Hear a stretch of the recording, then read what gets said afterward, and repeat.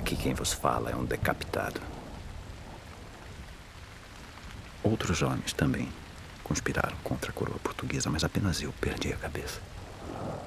Quando eu comecei a escrever o Joaquim, né, isso faz muito tempo atrás. Foi muito antes dessa nossa crise política que a gente está vivendo. E eu comecei a ler muito, primeiramente, sobre o personagem histórico Tiradentes. E depois eu comecei a ler livros crônicas sobre o Brasil do século XVIII. Ou seja, o Brasil, o início do nosso país, né? O início da colonização. Então, eu comecei a ler como é que as pessoas viajavam, como é que elas comiam, como é que elas namoravam, como eram as relações sociais desse Brasil. E eu fiquei muito fascinado por aquilo, porque era o início daquela construção daquele caldo cultural, né? Porque com a descoberta do ouro em Minas, né, foram pessoas de todos os lugares do Brasil que se uniram lá com índios, trouxeram os africanos na condição de escravo e se construiu aquele caldo cultural que surgiu Minas e aí, a partir daí, o Brasil, né? E é muito curioso porque falei, nossa, esse é o momento iniciático do país, né? É o nascimento da nossa nação brasileira, né? E é tão curioso também observar que os mesmos problemas que a gente vê no Brasil de hoje, as mesmas mazelas sociais, as mesmas fraturas sociais do Brasil de hoje estavam ali, na origem, né?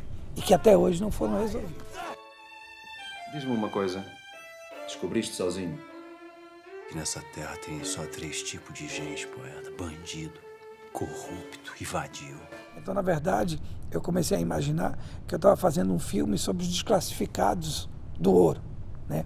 E eu acho que tem um paralelo completo com o Brasil de hoje. O Brasil não conseguiu resolver suas mazelas sociais, que começaram lá, né?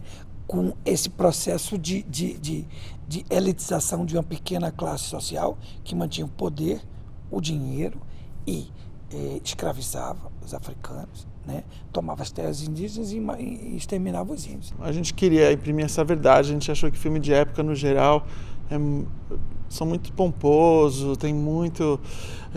as pessoas retratam o filme de época como um respeito sempre tem uma câmera meio dura, meio distante, uma câmera que não ousa tocar na época, então ela tem que honrar aquele momento da história, então ela é uma câmera que fica sempre contemplando, indo com travelings super perfeitos, uma luz incrível entrando por janelões, assim, é sempre um pouco assim, meio...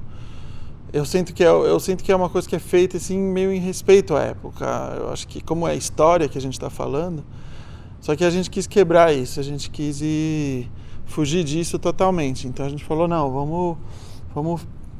Isso era o que eu falava para o Marcelo, enfim, era como se a gente pudesse voltar no tempo com uma câmera no ombro, assim, e fazer um documentário da vida do Joaquim. Foste designado para uma missão no Sertão Proibido. O que importa é encontrar terras com ouro.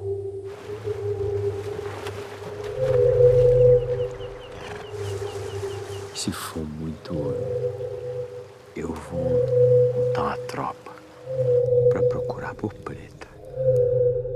Mas isso foi muito legal, ter a natureza como palco, assim, como um cenário praticamente 360. E teve muito o documentário, nesse documentário meio cinema verdade, assim, que a câmera vai seguindo os personagens.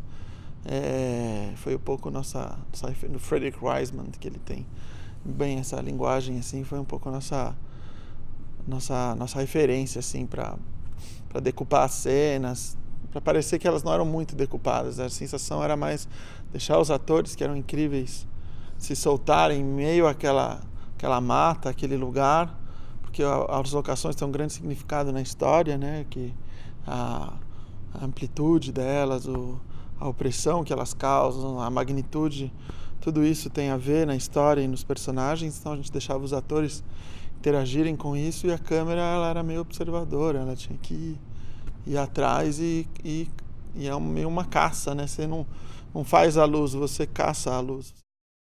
Já conseguir a Alexa já foi difícil também, porque a gente não tinha... O orçamento era baixo, então, mas conseguimos uma Alexa que veio de Portugal. E aí eu lutei Eu tinha alguns equipamentos, como monitor e com umas coisas assim que eu consegui colocar no filme. E a partir disso a gente conseguiu brigar pelas coas, que são lentes muito leves, são as únicas anamórficas que são relativamente leves. Mas por serem leves, elas são cheias de defeitos, né? De distorções, aberrações óticas, elas não falta definição nas bordas. Mas, na minha opinião, isso vem a calhar no filme. Era bonito, elas são bonitas essas aberrações, assim, elas super combinavam com o filme. Acho que elas trouxeram esse lado orgânico que a gente queria para a imagem, assim, que hoje em dia o digital acaba matando um pouco e que o filme tinha, né? Preta é nome de cor. Meu nome é Zua.